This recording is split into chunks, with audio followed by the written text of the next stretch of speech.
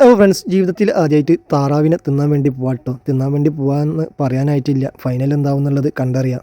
ചെറുപ്പകാലങ്ങളിൽ നമ്മൾ കളിക്കാൻ പോണ പറമ്പിലൊക്കെ കൊക്കില്ലേ, അതുണ്ടാവാറുണ്ട്. നമ്മൾ സുഹൃത്തുക്കൾ നല്ല ഉന്നുള്ള ആൾക്കാരാണ്. അങ്ങനെ അവർ എറിഞ്ഞ് പിടിച്ച് കഴിഞ്ഞിട്ടുണ്ടെങ്കിൽ സൈസാക്കലൊക്കെ നമ്മൾ തന്നെ കേട്ടോ. ഉന്നം മാത്രമേ ഉള്ളൂ അവർക്ക്.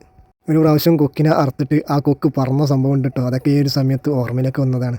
ഇതുകൊണ്ടാണ് ഞാൻ പറഞ്ഞത് നമ്മളെ പരിപാടികളൊക്കെ ഇടയിൽ പൊളിഞ്ഞു പോകും. അതാണ് ഇത് ഫൈനൽ എന്താവുന്നുള്ള പറയാൻ പറ്റില്ല എന്ന് പറഞ്ഞത്.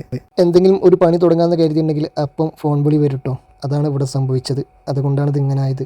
അങ്ങനെ സംഭവം തൊലിയെല്ലാം ഉരിച്ച് ഒരു പ്രാവശ്യം കഴുകി, 2 പ്രാവശ്യം കഴുകി, കുറേ പ്രാവശ്യം കഴുകി, അവസാനം തൊട്ടിൽ തൂക്കി അവിടെ നിന്ന് എടുത്ത് ഒരു പ്ലേറ്റിലേക്ക് ഇട്ട് പിന്നെ മസാല കൂട്ടി. ഇപ്പോൾ ഇതിലെന്തോ ഒരു കുറവ് കണ്ടപ്പോഴാണ് ഓർമ്മയായത് വെളുത്തുള്ളി ഇല്ല എന്നുള്ളത്. അങ്ങനെ സൈക്കിൾ എടുത്തുകൊണ്ട് നേരെ അടുത്തുള്ള മാളിലേക്ക് വിട്ട് ഇവിടുന്ന് സൂപ്പർ മാർക്കറ്റിൽ നിന്ന് കുറച്ച് വെളുത്തുള്ളി വാങ്ങി കൂടുതൽ ഒരു പാലും വാങ്ങി. വെളുത്തുള്ളിൻ്റെ തൊലി ഇരിക്കുന്ന ടെക്നിക്കൊക്കെ കുറേ മുന്നുള്ള ആട്ടോ, എല്ലാവർക്കും അറിയാമെന്ന് കരുതണ്. പിന്നെ എന്തൊക്കെയോ കുറവുണ്ടെന്നുള്ള ഒരു ആലോചനയിലാണ് കരിവേപ്പിലൊരു ഓർമ്മ വന്ന്. അങ്ങനെ കരിവേപ്പില നമ്മളെ കൊമ്പുണ്ടെന്ന് തന്നെ പോയി പറിച്ചു കൊണ്ടുവന്ന് നല്ല രീതിയിൽ തന്നെ മിക്സറിലിട്ടിട്ട് മിക്സാക്കി. ഇതിലെ ചേരുവകളൊന്നും പറയാൻ പറ്റില്ല കേട്ടോ. കാരണം എന്താ വെച്ചിട്ടുണ്ടെങ്കിൽ എന്തൊക്കെ ഇട്ടേക്കണം എന്നുള്ളത് എനിക്ക് തന്നെ അറിയില്ല. അതുകൊണ്ടാണ്, വേറൊന്നും കൊണ്ടല്ല.